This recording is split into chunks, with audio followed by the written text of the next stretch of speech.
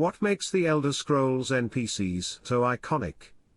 Whether being mocked by a snobby elf, being burdened with unyielding loot, or simply taking arrows to knees, the non-player characters, NPCs, of Bethesda's classic The Elder Scrolls RPG series have imprinted themselves on gaming's collective pop culture psyche like scarcely any others.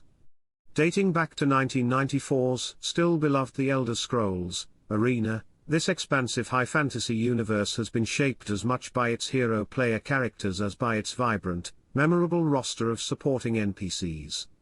But just what is it that has made The Elder Scrolls' assortment of chatty quest-givers, loyal followers, and oft-parodied town guards into gaming's foremost standard-bearers of vibrant virtual NPC populations? The writing behind even incidental Elder Scrolls NPC dialogue and interactions has always exercised wit and personality.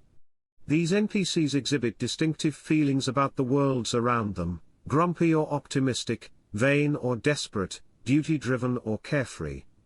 While this has produced no shortage of empathetic characters whose struggles captivate Elder Scrolls fans, importantly it's also afforded room for plenty of humor too.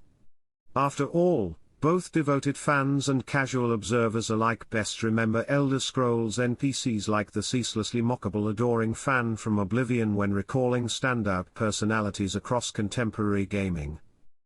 Elder Scrolls developers Bethesda have keenly understood that much player enjoyment centers less around self-serious main storylines than in simply existing in these intricately crafted fantasy lands.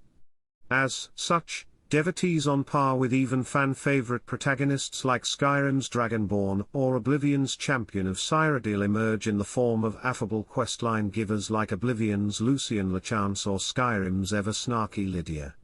Further memorable followers and standbys including Lydia, as well as Oblivion's hastily appointed yet lackadaisical guards reflect NPC reactions to player characters' violent chaos.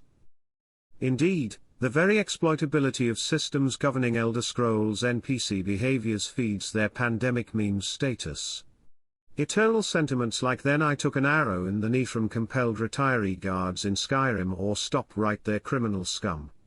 As outerwear coveting protagonists are shaken down in Oblivion right themselves, from this emergent NPC sandbox. Tellingly, celebrated recurrences across Elder Scrolls chapters like the uncontrollably leaping acrobat adoring fan or repeatedly reincarnated wandering Easter egg make the liar have secured beloved statuses through unpredictable cycles of conspicuous virtual life and death.